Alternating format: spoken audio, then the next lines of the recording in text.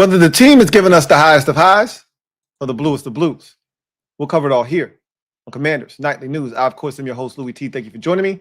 Let's get to tonight's lead story. So, finally, the Commanders do something that should have been done a long time ago. Fans were calling for this as early as week 2 after he missed a kick against the Green Bay Packers that really stopped any momentum in a game that we desperately needed it. He struggled all preseason. We saw this coming a mile away. Some of us, like myself, gave him the benefit of the doubt, said, hey, let's give him a shot. You know, I'm an optimist, but even I could see after probably week 4, I think he missed another kick the following week versus the Raiders, and I was like, okay, enough of this shit. At least bring someone in. I know, and you as a Commanders fan knows this as well. The grass on the kicker street is not always greener on the other side. We found that out the hard way back in 2021. So we know that it isn't always the safest thing to just say, get rid of this guy and go get another one. Guys are out on the street for a reason, but damn it, this guy was a problem. We knew of his deficiencies coming from Indianapolis last year. Couldn't make a 50-yard kick to save his life. Well, he hasn't been able to do it here either. Couldn't do it in the preseason. Couldn't do it here. And so finally, the Commanders announced today that they have released place kicker Matt Gay. Now, again, don't actually know what the solution to this is going to be. They've got plenty of time, obviously, hitting their bye week this week to figure out what the change is going to look like, who they're going to bring in. I pray it's no retread kicker that's bounced around on 17 different NFL teams that's been asked everywhere he's been. That's more likely than not what you're going to end up with. I would love for them to actually do some due diligence here over the bye week. Go find a guy that was in the UFL last year that was excellent. Go find a guy like the Cowboys did, Brendan Aubrey, and find us a kicker to solve our kicking woes and give us a guy that we don't have to worry about anymore. The thicker kicker was elevated, I think, in LA for the Rams. I can't remember where he is, but that was a guy that I was interested in a while back. He's no longer available. What I don't want is one of these young Wei Koo's or another, Zane Gonzalez to be brought in here. That's just another Band-Aid solution. Look, you got to get through the season, I'm aware, and you're probably not going to find someone worth having, but we're in an experimental phase now. We're 3-8. Our season is cooked. Go find a guy that could potentially grow with this team. Don't just get us a stopgap Band-Aid quarterback kicker that's going to, get us through this season, and then we're off and looking for another guy in the offseason. That's more likely than not what's going to happen here. But at least they ended this experiment that had gone terribly wrong with Matt Gay. We all saw the writing on the wall a long time ago. They refused to see it because they had invested more than any other team in NFL history had invested in a place kicker on a 1-year deal, and they wanted a return on their investment that they were never going to get. And it's a shame that it took a missed game-winning field goal for them to see the error of their ways, because Lord knows, had he made the kick, he'd still be here. He would have still been here. That's what happened every time this season. He'd miss a kick, then he'd come back and make a kick later on in the game, and all was forgiven. The man was 13 of 19 this season. That's 68% for those of you at home rushing to your calculator to try to figure out the math. That is terrible in NFL place kicking standards. You need to be somewhere in the 80s, preferably 85% or higher if you want to consider yourself having a good season. He was not even at 70%. Missed 2 kicks, including the game winner, and they finally said enough is enough. And I knew this was going to be the straw that broke the camel's back. I told you as much yesterday. I said he's as good as gone, because we've seen how they react to kickers losing them games, right? We saw what they did to a guy that actually won us a game by setting the franchise record with the most kicks made in a single game in Austin Seibert. He won us a game. He lost us the Cowboys game, and they couldn't stand that guy. They got rid of him And they made up an excuse. Oh, he's got an injury. Put him on IR. We never saw that guy again. They were over him after that Dallas game. Zane Gonzalez wasn't good, and we knew he wasn't good. They knew he wasn't good. But that missed kick against Detroit after doinking the upright versus Tampa Bay was the last straw. They couldn't get rid of him. They were too deep in the game. They were going to the NFC Championship, but he could have blown it for us against Detroit. All he needed to do was make a damn kick to put the game on ice. He missed. It left the door ajar. Luckily enough for us, Jared Goff wasn't done sharing, and we were able to shut the game down with that interception, or else we had to field an onside kick, and who knows what would have happened. They were sick of Zane Gonzalez after that missed field goal versus Detroit. This was the final straw for Matt Gay. And now I want to see what they do. And my guess is we're going to end up with some Matthew Wright type kicker. I know he's already on a roster kicking right now. I think he's with the Texans because they've got an injury to their place kicker, Kamimi Fairbairn. So I think Matthew Wright is in Houston. I'm glad he's somewhere. I don't want him on the roster. That's probably what they would have done because he was here earlier this season. I don't want one of these retread bum-ass kickers that's failed in 17 different spots. Find me something new. Find me something fresh, right? Something we can try to grow with. I highly doubt that. You know what would be nice, even though he ended up being asked for us too? Find us a Joey Sly type, right? A guy with a huge leg that can come in here, go 16 for 16 to finish up the season. Then you go, you know what? Maybe he's figured it out in the league. And you move forward with that guy only to find out, yeah, there's a reason why he was available. But I'm interested in someone like that, a young kicker, big leg. Let's see if we can, he didn't get it done early on in his NFL career, but here's an opportunity. Let's see if we can figure it out. I'd be interested in someone like that. I just got a text from Rio, Jake Moody. That's a great name. I'd love to give Jake Moody a spin. Former third-round pick. That's a guy that, AP, of course. You know what? That probably is going to happen because AP, anybody former San Francisco 49er is going to end up here, right? That doesn't work in San Francisco. AP is going to go pick up the scraps. Drake Jackson, Jake Moody makes so much sense. That's perfect, though. Young kicker, big leg, didn't work in his first stop. Let's see if he can figure it out with us. That's perfect. Go get Jake Moody if he's available. I'm all for it. Why the hell not? All right. That makes so much sense. I'd love it. Make it happen. Jake Moody, sign him. All right. So yesterday, I had some keys to victory for the Commanders. There were only 5, right? It's just a couple of things I threw together just to say, hey, let's see what we can do, right? I'm actually proud of them because we saw improvement from this team. The Dolphins stink. They were 3-7 just like us going into the game for a reason, okay? So guess what? They showed why they were 3-7. I thought they would be more in sync and more dynamic offensively against our defense. I was wrong. Maybe some of that was due to us playing better defensively, but a lot of it was probably due to them just being inept and being a 3-7 ball club that can't, be consistent from week to week. They were so good the week prior against Buffalo that you're asking a lot of a 3-win team to then be consistent the following week and play just as good. Again, that's why they're 3-7. So my first key to victory was limit penalties, turnovers, missed tackles, assignment and missed assignments, drop passes, etc. I then put in parentheses, team with fewer mistakes will win. Team with fewer mistakes will win. That's what happened. The team with fewer mistakes won the game. The Dolphins had fewer mistakes than we did. I gave us half credit for that because they did limit the penalties. They didn't have a ton of missed tackles. They had some, right? Quan Martin got benched, or Jartavius got benched because of a missed tackle, missed assignments. But we limited the drop passes. We didn't have any of those really in the game. But the turnovers were the reason why you can't give them full credit here, because that's ultimately what undid us in this game, rather, were the turnovers. That's why we lost the game. Right. I put the run game must be a factor. That was the next key.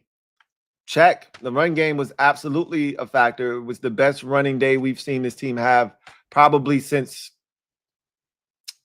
the Chargers game, I would guess, going all the way back to week 5, our last win. We didn't run it well against Chicago. We didn't run it well against Dallas. We didn't run it well against the Chiefs. We didn't run it well against Seattle, and we didn't run it well last week or the week prior against the Detroit Lions. We weren't terrible against Detroit.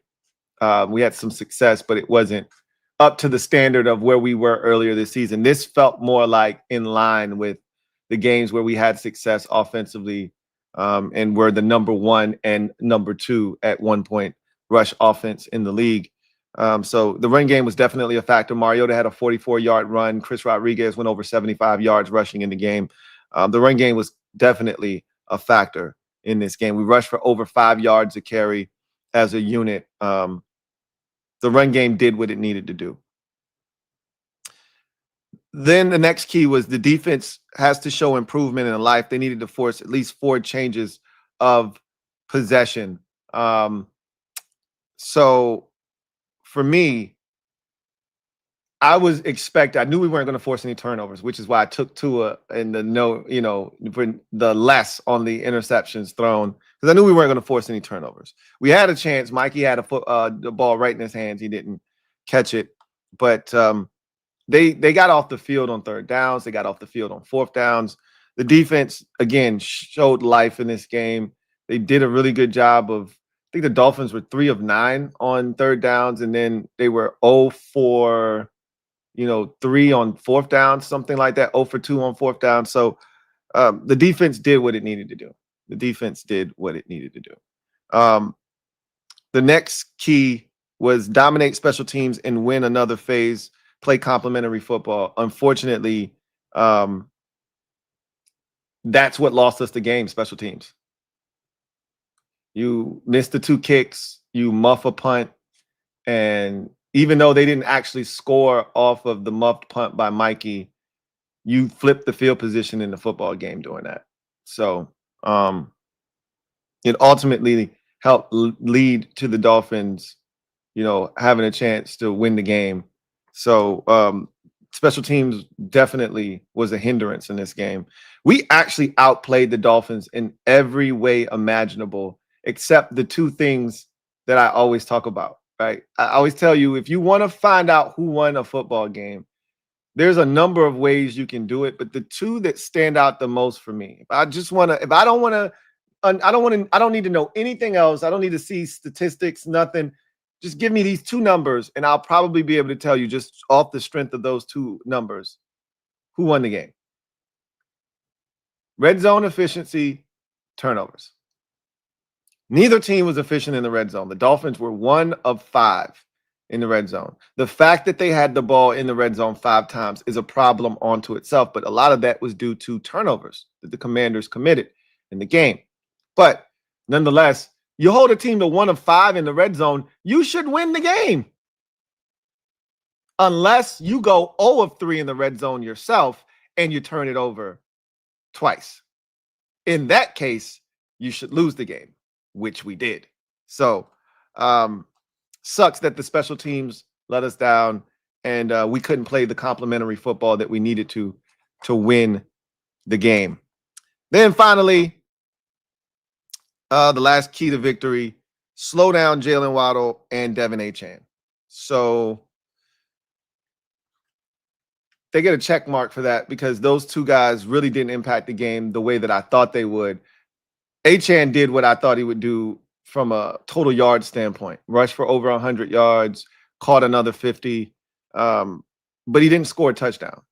Waddle was pretty much non-existent in the game, didn't impact the game at all, really. Had 2 drops and didn't score a touchdown either. So ultimately, they did what they needed to do against the Dolphins' best players. It's a shame, because this right here, going, essentially out of 5 possible points, getting 4 should net you a victory. Like we really dominated the game. If you look at the statistics, if you play the game back in your mind, we dominated this game. We outgained them. We were better on 3rd downs on offense and defense. We were better on 4th downs on offense and defense. But again, in the key areas, turnovers and, the red zone, we struggled, and that's why we lost the game. So it's unfortunate, but that's the way that this game ultimately went. And you know what? It might end up being for the best. It might end up being for the best. But the Commanders head to their bye week at 3-8. They move on from Matt Gay, and I just looked at my phone and I saw that we actually did sign Jake Moody. So, hey, how about that? I'm happy about that. Jake Moody definitely is a guy that I'm excited about. He might be asked for us too, just like he was for the 49ers, but he's a young kicker with a big leg. We've been down this road before, right? We've been down this road before. We just had Cade York, another former third-round, kicker with a big leg that had collegiate success, that failed with the team that drafted him. We gave him a spin. We quickly realized he's damaged goods. We moved on from him. And so this could be exactly that. But at least it isn't Matthew Wright or the serial kicker, John Parker Romo, or it's not some other retread kicker that's spun the block 50 times and every team that's had them has said, yeah, we're good. We can find better. At least Jake Moody is a young kicker with some NFL experience that has a chance to be a guy that didn't get it the first time, figures it out later on in his career. Boom, we're the team that is the beneficiary of it. Look, this also reeks of Adam Peters doing the Adam Peters thing. And if this doesn't work, and we're already at the point now where fans are starting to do the fan thing, which in this particular case, I hate it, right? Like, it's too early to be turning your back on your general manager. Yeah, some of the things you should be questioning him at this point. I don't blame you for that if you are. But to be turning your back completely on him is asinine right now. Questioning him within reason, right? You should probably be questioning him at this point. But I can tell you that this will get old very quick, just like it did with Ron and former Carolina players and staff members. If he keeps bringing former 49ers on board that don't work out, they're already nitpicking at this point. They're already, sick and tired of, failed draft picks or guys just not playing to the standard of where they were drafted, etc. They're nitpicking now. They're looking for anything, any piece of yarn that they can pull on to really get at Adam Peters. Here's another 49ers player, another 49ers reject, cast off, whatever, etc. Jake Moody needs to work out for him. I'll say that much. Because the guy that from San Francisco that we needed to get, and Kendrick Bourne, he didn't get.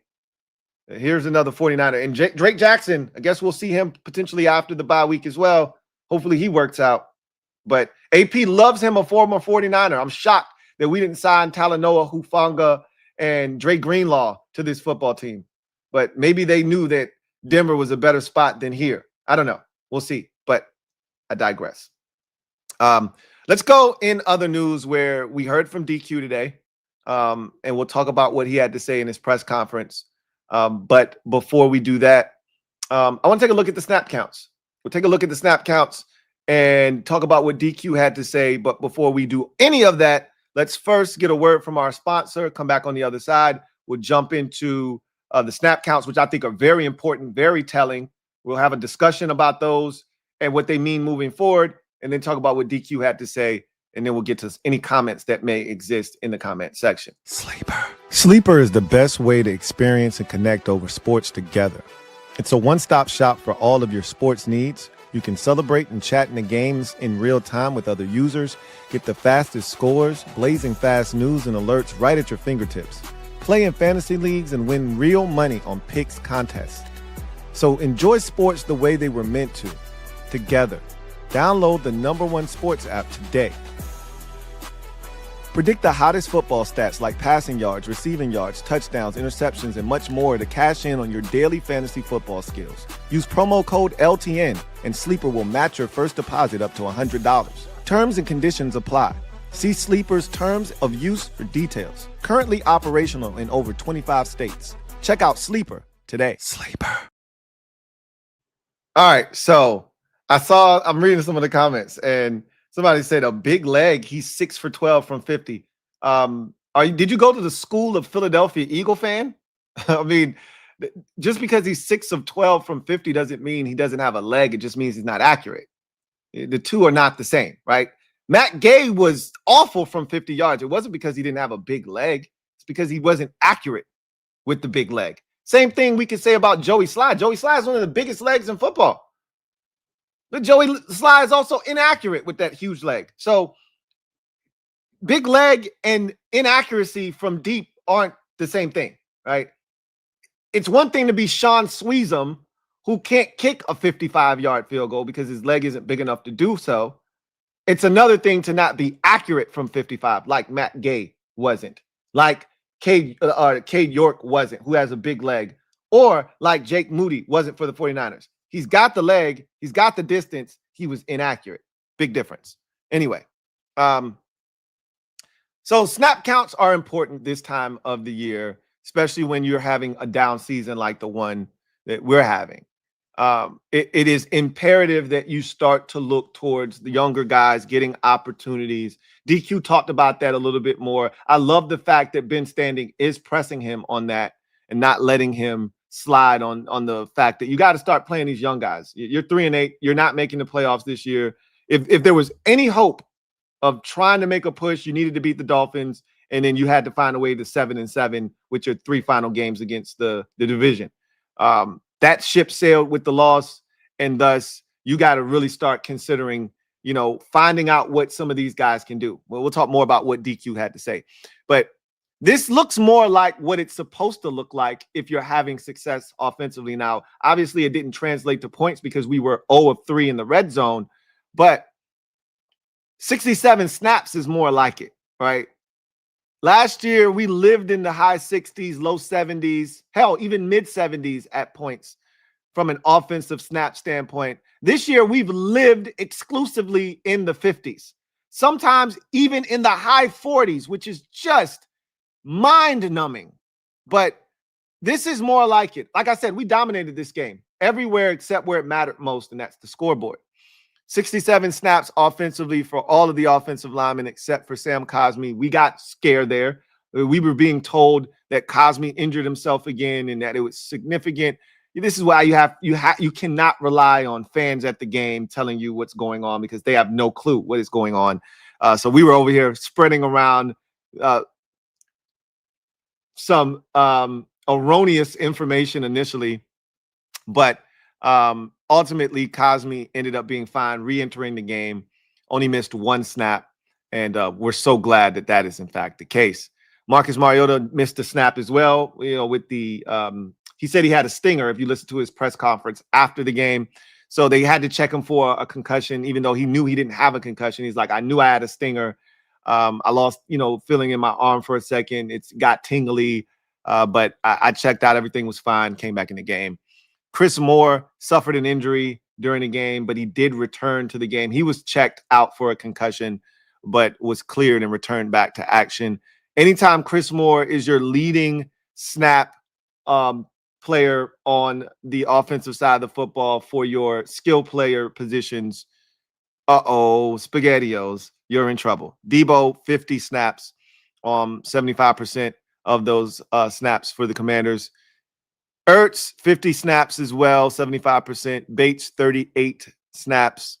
Rodriguez, 30 snaps. So 45% of the snaps for Chris Rodriguez. Robbie Chosen, 24 snaps. Colson Yankoff and Bill both had 18 snaps in the game. Good for 27%.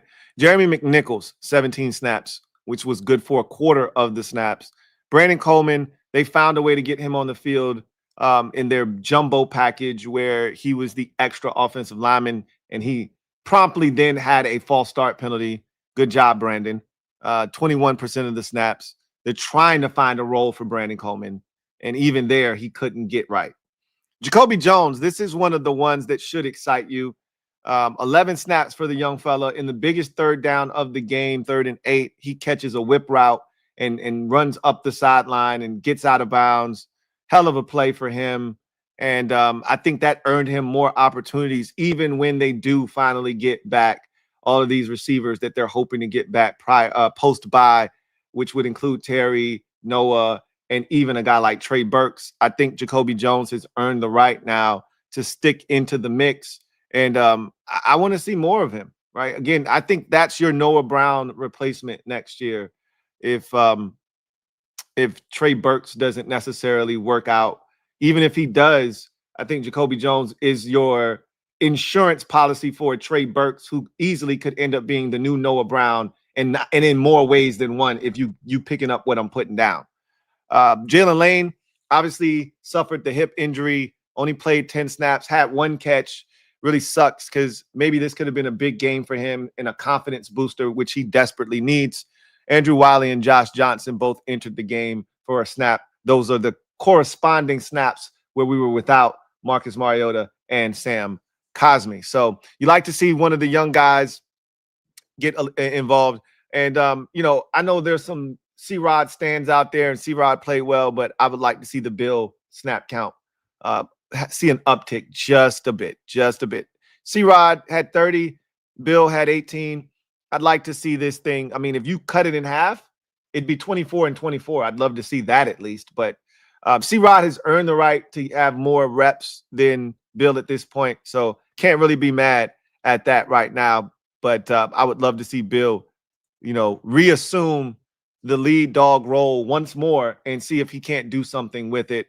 They got to find ways to feature him better and have runs that fit his skill set a little bit better than what they've shown, over this little funk that Bill has been in. You go to the defensive side, and this is more like it. Again, much like I said with the offense, this is where we were living last year based off the offense's efficiency last year, staying on the field, winning time of possession, converting third downs, if not third down, fourth downs, holding on to the football, finishing drives with touchdowns. It allowed this defense to not be on the field a ton. This year, it's been the opposite. The offense isn't converting on third downs. They aren't going for it as much on fourth downs. When they do go for it, they're not converting. Thus, the defense is on the field. They're not getting stops. They're staying on the field longer. We're losing time of possession. And so this is the side of the ball that's been playing 67 snaps, 73 snaps every week. Finally, they're back in the 50s where they belong if you're trying to have success. Because, again, we dominated this game everywhere except the scoreboard. So Mikey Sainristil, Bobby Wagner, Frankie Louvu, all played 100% of the snaps, which was 56. There's a name noticeably absent from that top of the list where he normally resides, and that is one Jartavius Martin. We'll get to him in a second. Jeremy Reeves played 55 snaps, which was good for 98%, only missed one play. Jonathan Jones, 51 snaps. He was huge in this game, had a sack, tackled well, covered well, really showed well outside. Again, take it with a grain of salt. It's Miami. We'll really get a sense for what he's doing post-bye. But this was a good start for him here in week number 11. Jacob Martin, poor Jacob Martin. Man, oh, man. I really, truly wish we weren't wasting his best season of his career. That's right.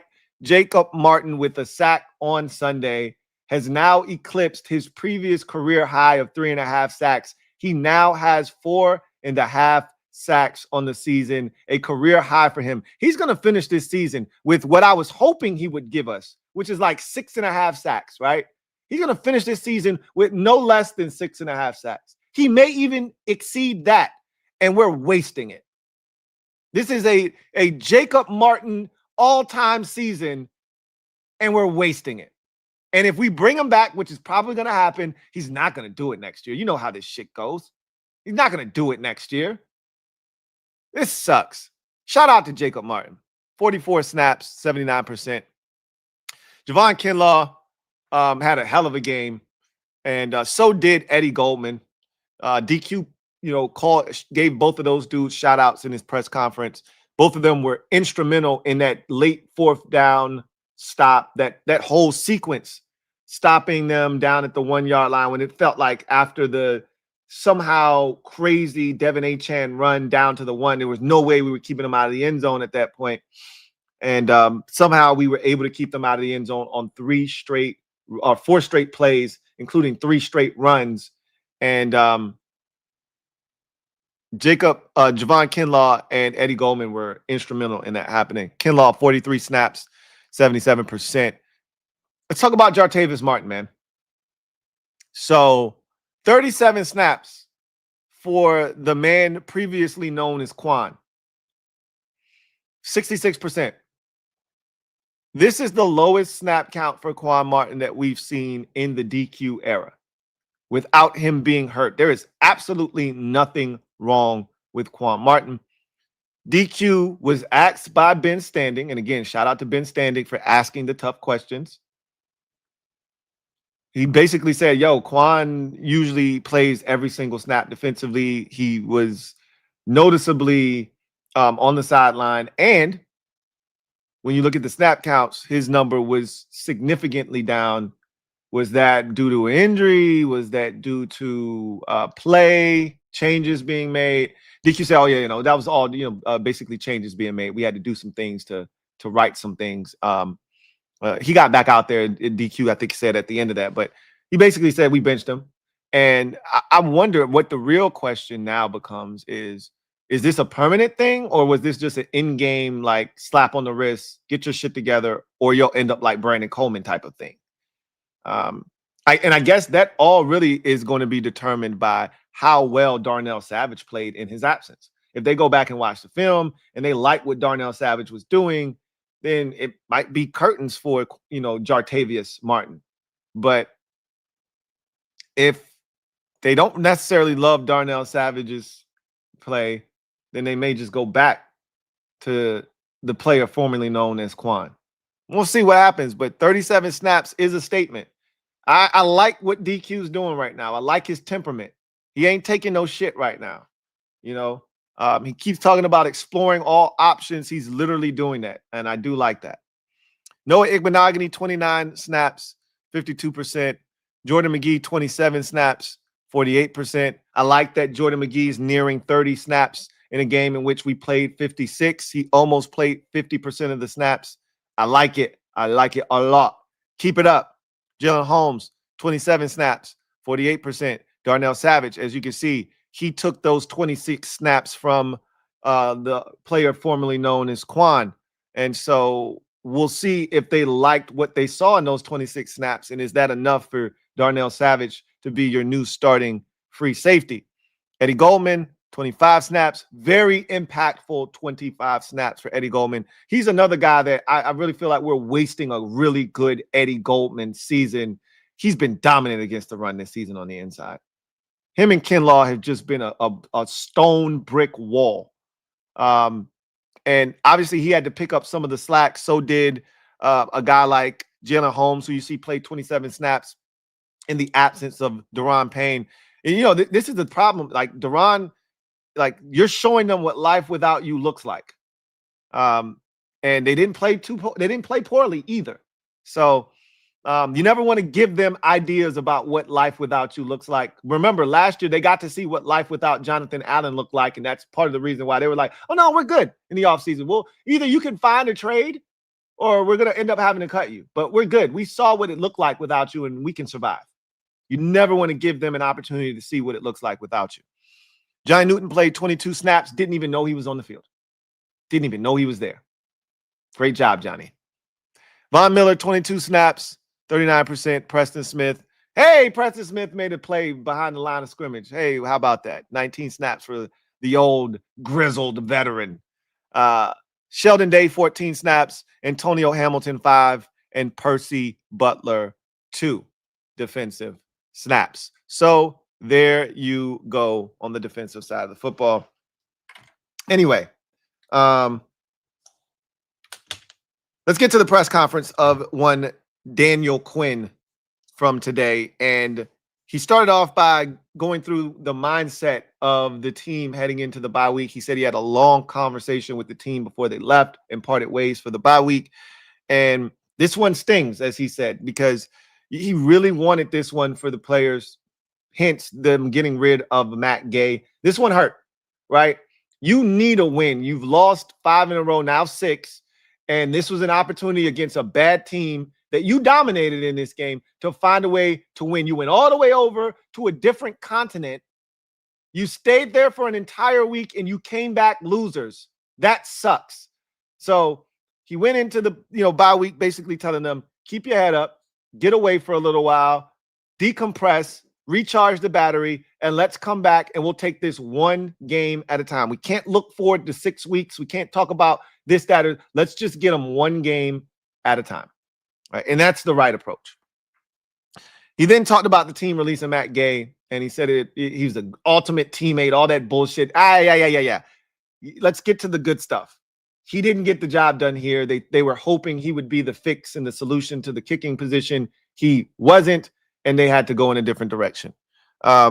He then talked about the defensive performance, and he assessed the defensive performance, gave some shout out to some guys, talked about the 2 defensive tackles that I mentioned already, and Javon Kinlaw and Eddie Goldman. He gave Bobby Wagner some love on the 4th down. He said he loved the 4th down defense. He loved the red zone defense. All of that was great. Still wants to see this team be better tackling. Still wants to see this team produce the football, which they didn't. He said, I still want to see us have some better disguises on what we're doing. These are all things we can get better at. Spoken like a real defensive coordinator. I like where his head is right now. He's zoning in. He's doing the things that we need him to do. So I like where DQ's head is.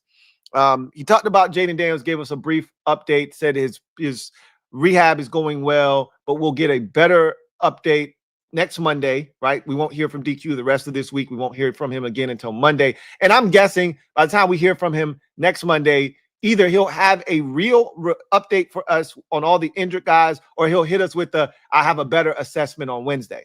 We'll see which one we get.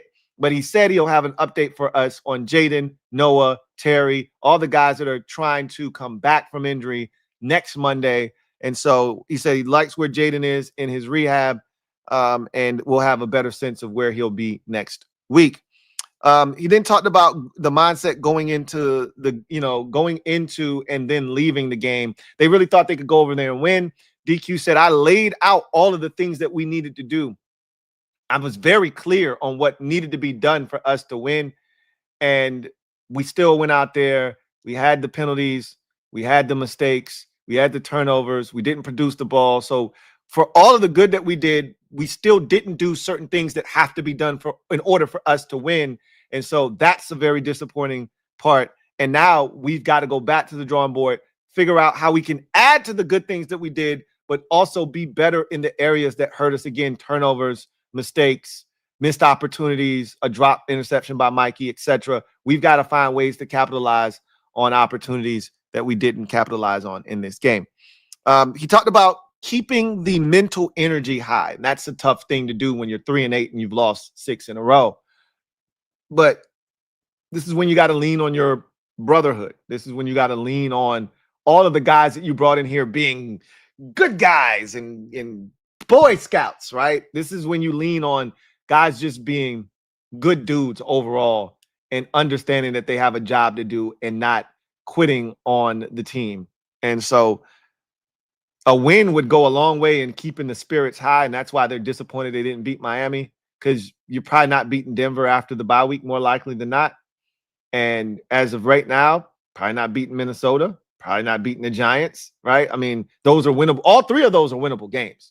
Like, the Broncos don't scare anyone, right? They haven't been able to score points in about almost a month. So they're just kind of like us in the sense, the difference is their defense is actually really good and ours is not, right? But you said a win would go a long way in keeping the spirits high and the morale high of the players. But, this is when you got to dig in. This is, when you got to, show your resolve. And he said the thing about it right now is they're learning lessons for future seasons that they can't even see right now. Like, nobody's thinking about 2026. Nobody's thinking about 2027, but you can come back to the guys that are core players that are going to be here in 26 and in 27. You can come back to this moment and realize that we've been through tougher things. We've been through adversity before, and the only way we're going to get out of it is with each other. And so he talked about some of those lessons that are being learned. They're tough lessons. They're lessons you would prefer to avoid, but they're lessons nonetheless. And you have to be able to take from these lessons, grow from them, and be better because of them. This was the most important part of the press conference to me. Winning now versus playing the young guys. And Ben Standing has asked this before. I think he let it breathe for a little while. Now he's asking it again with another loss, because now, while you're not mathematically eliminated, you're pretty much mathematically eliminated at this point. You're 3-8. Okay. So at 7 losses, there was still an outside shot if you just got piping hot down the stretch that you could make some noise and potentially find yourself in the hunt category. With this loss, you're pretty much cooked. So now you got to start looking towards the future. It's the thing that we've talked about for the last 3 weeks, basically since the Seattle loss. And DQ, he went with the same line he went with the last time, but he sounded a lot more open to the idea of getting young guys opportunities. He said, we are going to try to fill both buckets, meaning winning while trying to play the young guys and give them experience. He said, we can fill both buckets at the same time. I still contend that that's hard to do. One doesn't necessarily feed into the other. If you're trying to win, winning is going to best be done, or give you the best chance to win, is going to be best done with veteran players like Bobby Wagner, Zach Ertz, etc., etc., etc. Meanwhile, what would best serve you if you're trying to play the young guys is to put in a Ben Sinnott, to put in a Jordan McGee, let him get those reps. And I can't see them doing that. So he did say, which he didn't elaborate on the last time. He did elaborate this time and say, hey, it may not be every game. It may not be at, the space that you would like to see them in consistently, but we've got to find a way to get these guys on the field in some capacity. And that's all I wanted to hear. Like, for instance, I don't need to see Chase Edmonds on kickoffs. How about Donovan Edwards? Like, Chase Edmonds isn't going to be here next year. Why are we doing this? Right? That's one where you could definitely easily say, you out, you in, and he has a role immediately as a kick returner. Won't hurt to put Donovan Edwards out there. He's got speed, right? He can hit a seam. We know Chase Edmonds ain't running nowhere, right? Put Donovan Edwards back there. He can return a kickoff. If I'm not mistaken, he did it in college. I could be mistaken, but I think he did do it in college. Whatever the case may be, even if he didn't, let's see him. It won't hurt, right? There's certain areas you can go to and say, hey, here's a guy that we can give some opportunities to. You just saw that you gave Jacoby Jones some opportunities. You see what he did, right? More of these opportunities. Trey Hawkins was up. Cool. Like, give more of these young guys a chance, right? And then the final question from Ben Stanek, which ultimately ended up being the final question of the press conference, was Quan Martin. He said, hey, Jartavius wasn't in late in the game, and looked at the numbers for the snaps. His was down. Normally, he's a guy that's playing 100% of the snaps right there with Bobby, Frankie, and all those guys that are out there. And DQ said, yeah, no. And he asked, like I said earlier, was this an injury, related situation? Was this changes being made, an adjustment, etc.? And DQ said, no. This was all about changes, right? Getting some of this stuff right, cleaning up some of these issues. This is definitely a change. And DQ said something to the effect of, oh, but we got him back out there. But ultimately, he got benched. And that shows that they're sick and tired of being sick and tired of Jartavius' shit. Just like we've been sick of the player formerly known as Quan's bullshit for a while now. So they are finally fed up. They're sick of making excuses for him, because they've been selling Quan like I was pushing Hopium earlier this season. They were pushing Quan on the block, selling us a hope and a dream on this guy living up to his second-round potential. But I think they've realized, maybe he's not what we thought he was. You don't say. The Ronald Rivera made another mistake with a draft pick. You don't say. Interesting. Where have I heard that before? I don't know. Anyway, I digress. Or maybe it's our defensive backs coach, Tommy Donatel. I kid. Stop it. Leave Tommy Donatel alone. Anyway, I digress. Let's get to the comment section quickly. and see if there's anything there. If not, we will get out of here.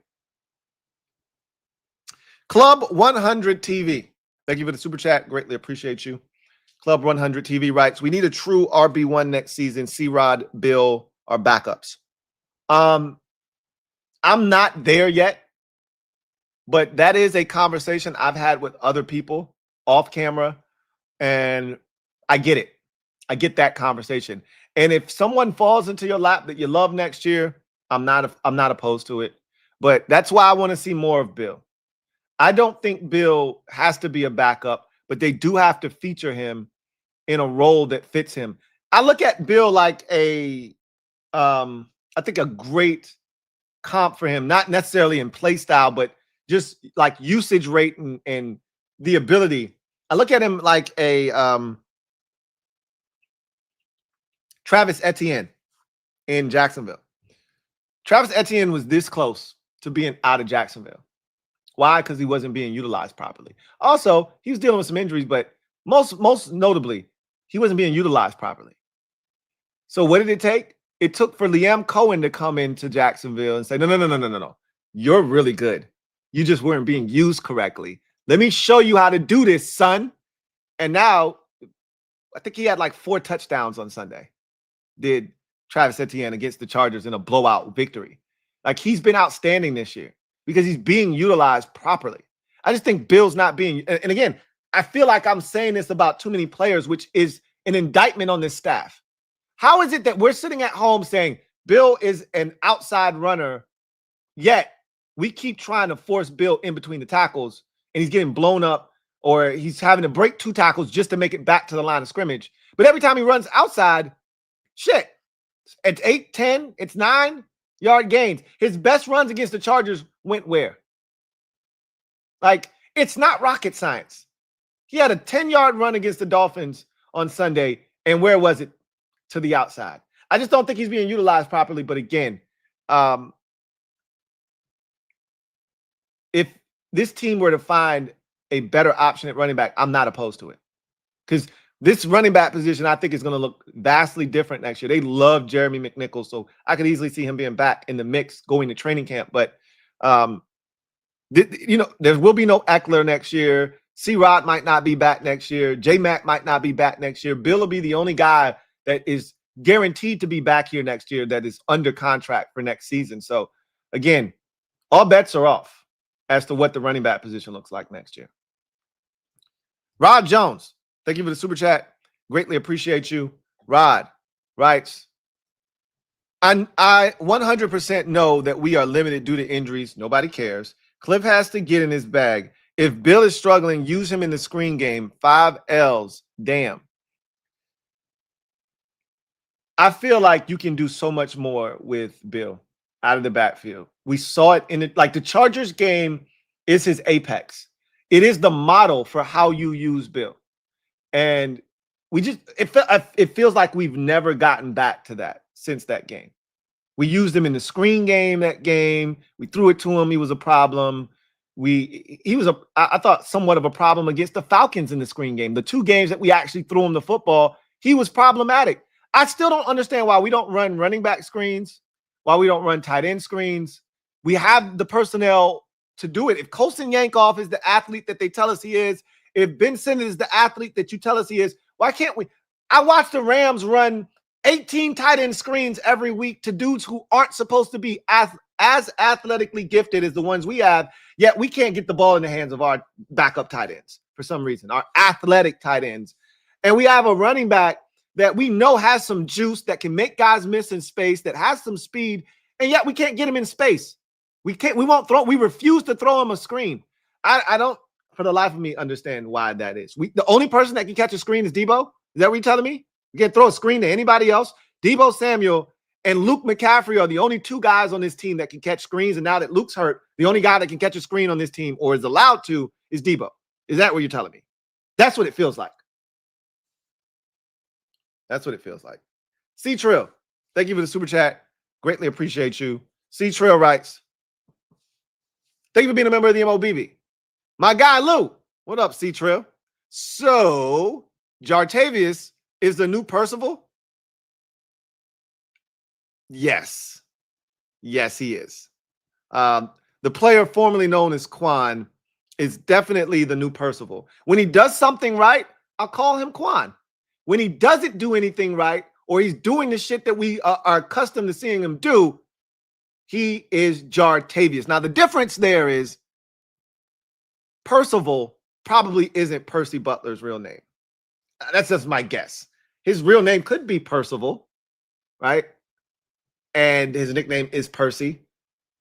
But I just call him Percival when he's cutting up and acting a fool, because Percival is a funny name.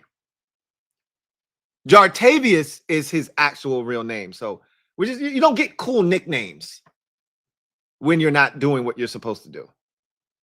Your parents don't call you by your cute pet nickname when they're pissed off at you. They either call you by your full name or they call you by your middle name. So you don't get cool nicknames when we're pissed off at you. You don't get cool pet names. You don't get to have a cool name that allows you to have a little nose ring and all that bullshit. We're calling you by your government till you show that you deserve a nickname.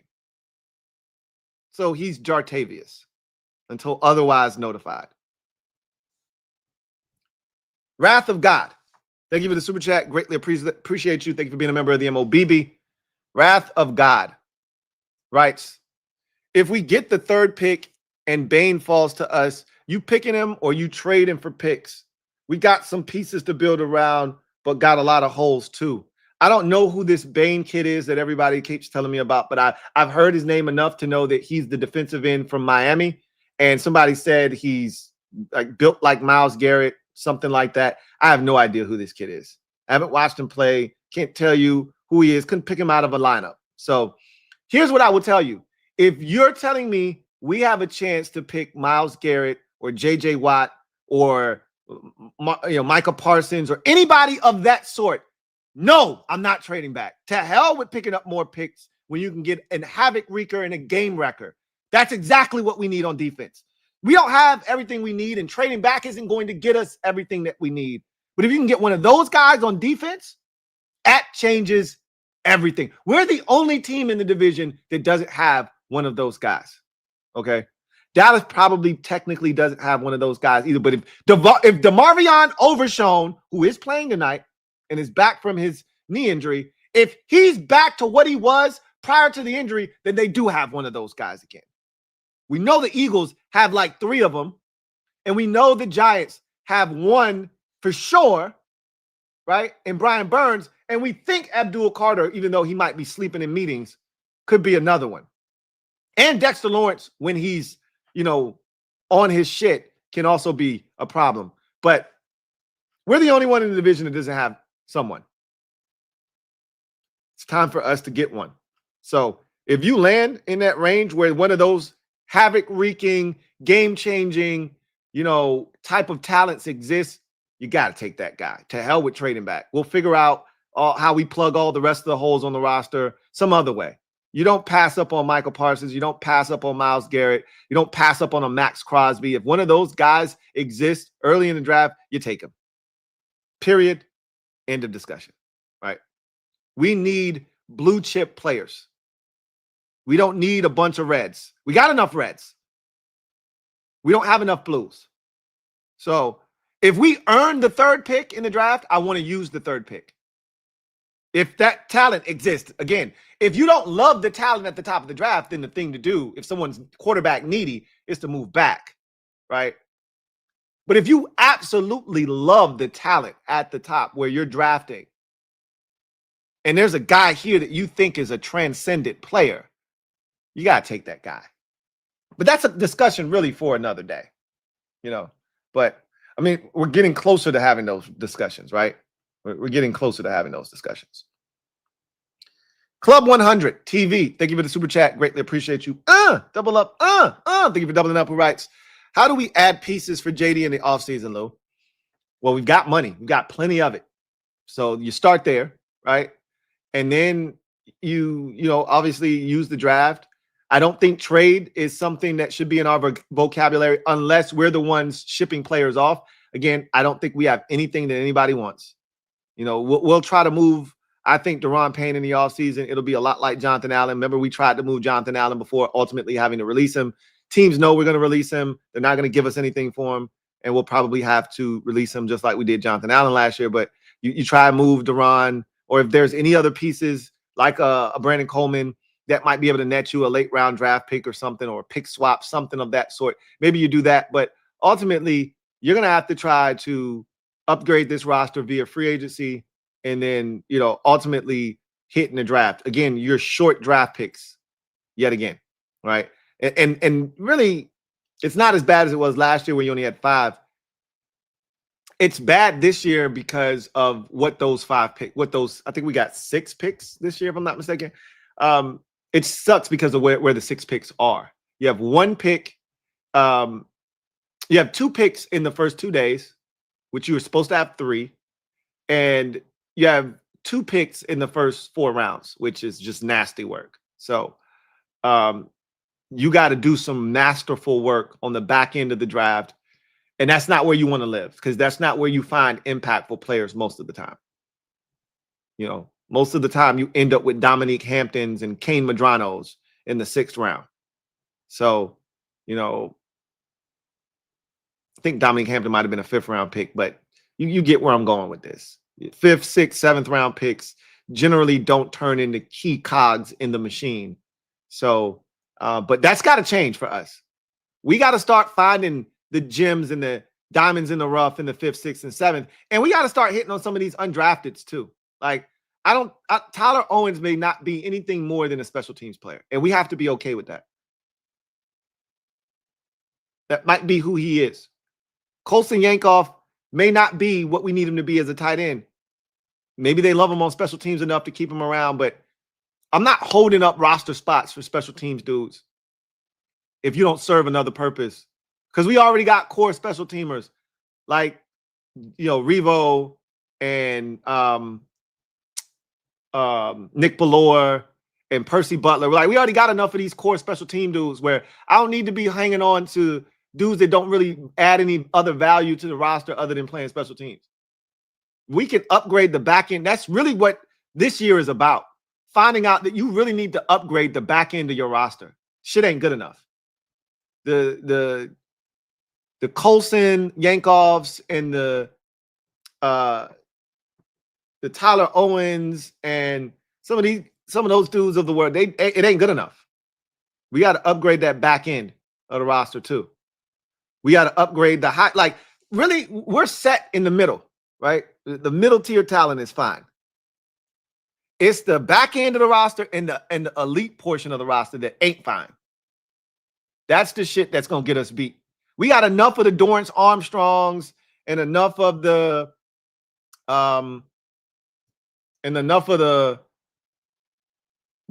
Chris Pauls and enough of the Debo Samuels, like in that middle group, to get us by. We got enough of that shit. We don't have enough Jaden Daniels and Laramie Tunzels, right? And our back end guys aren't good enough to raise and elevate the roster. That's where we're struggling right now. That's where we're struggling. That's how you help Jaden Daniels. By picking up the rear, you're only as strong as your weakest link, and our weakest link stinks. So you're only as good as your weakest link. We got to pick that shit up, and we got to add some more elite stuff. Or if you're not going to add some more elite stuff, at least continue to add a ton more of that middle tier stuff that's going to elevate the overall, you know, the overall quality of the roster, which you can do in free agency. You're not going to find a lot of elite stuff in free agency. But we got to do a better job of building up the back end, adding some more of that middle piece of this roster. But elite is where we got to start hitting the mark. We don't have enough of those. And there's too many teams in our division with elite stuff for us to compete consistently with them if we don't get more of it. We'll have those conversations during this week, though, as we start to take a hard, long look at the Commanders roster on this bye week. So anyway, I digress. That is going to do it for me, your man Louie T, here on Commanders Nightly News. I look forward to chopping it up with you guys throughout the course of this week. We're going to take a hard, long look at this Commanders roster, and hopefully you'll be able to join me for a lot of that as we have a bye week. There's nothing going on with this team, and we're going to fill that time and that void by really taking a hard, long look at this roster. Bit by bit, piece by piece, we're going to break this shit down and really get into the minutia of this roster this week. So hopefully you'll join me for that. But until then, I'm your man, Louie T, signing off. We've got NFC East action if you're interested. Cowboys on the road taking on the Las Vegas Raiders. They made a lot of changes over their bye week, right? They're getting DeMarvion Overshown back, who was a monster before he got injured. And if he comes back in the same way that he left, he's a problem, right? They added both Logan Wilson at linebacker and Quinn Williams at defensive tackle, plus DeMarvion Overshown coming back. This could be huge for their defense. I'm actually interested to see what they look like. They've got Philadelphia next week. This is a big game for Dallas. They can't go to Vegas and really reestablish themselves after the bye week. I don't know if they will be able to do it at all this season, but this is going to also be an emotional game for them. The first game they'll be playing without defensive end Marshawn Nealon, who tragically took his own life a couple weeks ago. So I'm pretty sure they'll be a little emotional. They'll probably have a tribute for him tonight, even though they're not the home team. And should be a really interesting game for Dallas, to say the least. And as bad as we've been, we have an excuse. Dallas hasn't been banged up, on the like we have. Their starting quarterback has been healthy. Everybody wanted to put him in the MVP conversation for what, I don't know. But CeeDee Lamb did miss some games, but Pickens has played fine for them. They've been relatively healthy this year for the most part. Yeah, they dealt with a few injuries here and there. Every team does. But they've been relatively. What's your excuse? Is essentially what I'm saying to Dallas. What's your excuse? We got ours. We'll see what they do tonight. Anyway, I digress. You guys have a good one. Take care. Hopefully I'll see you later on. If not, God bless. Good night.